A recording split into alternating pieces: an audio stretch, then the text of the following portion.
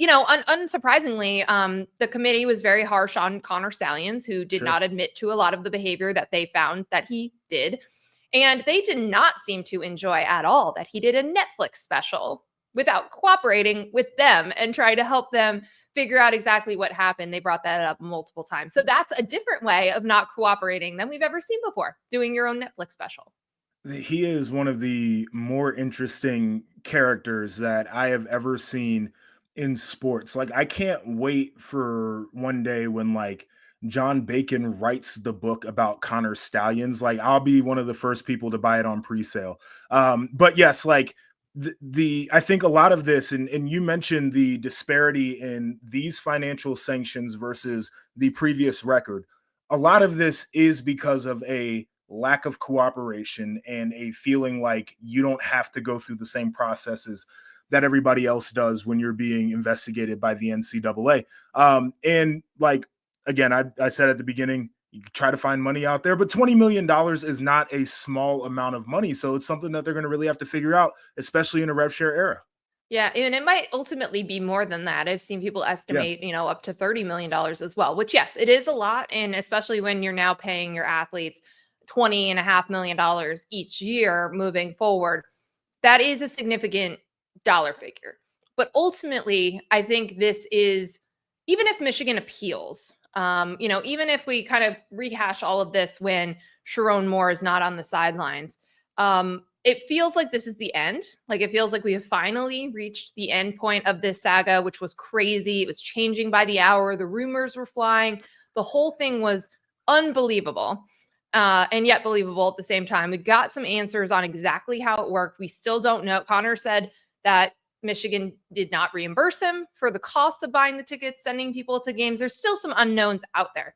Well, But he Joshua, it was feels doing like the vacuum repair, right? Like, he had the vacuum repair company that yeah, and was he said paying he for the was ticket. selling a property he had in California. Yeah, I he don't had know. the whole deal.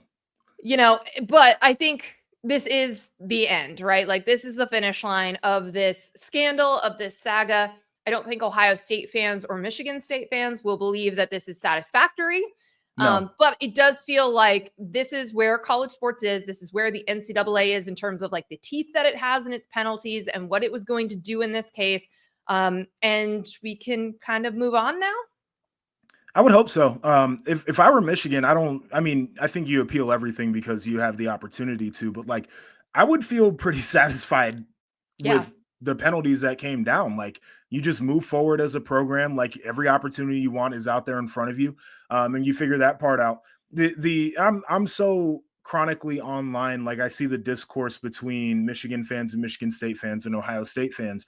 And like, the one prevailing thing that I think is going to be the toughest for Ohio State fans to get over is like the Tatgate thing and how all of that went down versus what it is today. And like, NIL being a thing in like players doing all of what they're doing was already like a man. And we got the postseason ban. We had to get rid of Tress for this. And now you put this on top of it. It's going to be really interesting. I do think largely though, there is a feeling overwhelmingly in Big Ten land and probably throughout college football that we have the idea that Michigan cheated in this scenario and we're done with this. And like, people can do whatever they want with that information. But I think a lot of us are ready to move on from this. Yeah, if some people want to view that national championship with an asterisk, that's They can do fine. that You're if they allowed want to. to. Here is a 74-page document to Right. make your case of those teams in the years prior, as Michigan was, winning games and beating Ohio State for the first time in a while. But I think, again, I think most of college football can't believe that this lasted as long as it did. That it took years to get resolution here, especially after you did have in-season action by the Big Ten in the NCAA in unprecedented ways. So I think for the most part, yes, the fans of the rival schools are still going to be frustrated, still going to believe that Michigan should have been penalized more. Michigan fans are still going to argue about how much of an impact signs and sign stealing even have on a game. And then you're still going to have people like yourself. I've seen UConn fans, Louisville fans, people who got hammered by the NCAA for violations that seem kind of quaint in retrospect compared to what Michigan did and their defiance in it.